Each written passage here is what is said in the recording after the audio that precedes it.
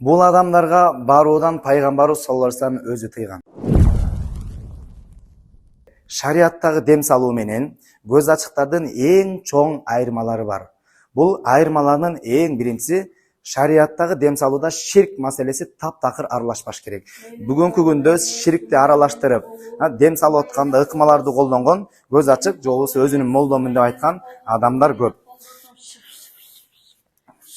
Бул сыяктуу дем салып атканда ширк нерсе аралашканда же сөздөрүнө менин колум эмес, Умайененин колу, же болбосо Умайене шифа берсин, же бир мазарларга направление кылган адамдар жана бул сыяктуу дем салып атканда кагазга окшогон, сөөккө окшогон, топуракка, нанга окшогон нерселер менен дем салуу бул ширк болуп эсептелет. Ал эми шариатта мындай нерселердин бардыгына тең тыюу салынат.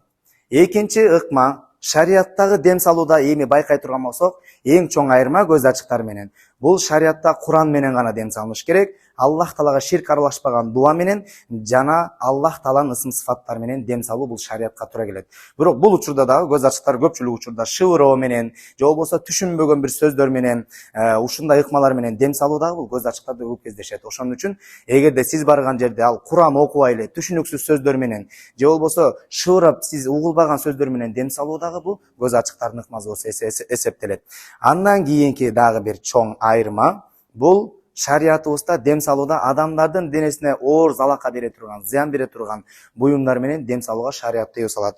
Бүгүнкү күндө мына ушул ыкманы колдонуп, балким көз ачык эмес, кээ бир молдолорубуз илимсиздиктен ушундай камчылар менен сабап, же болбосо булга окшогон бычактар менен текшерип чык эле чык деп дем салган, бул дагы шариатка туура келбейт. Пайгамбарыбыз саллаллаху алейхи вассалам бир хадисинде учтуу нерсени мусулман бир тууганга такоого периштелер каргыш айтат деп айткан да.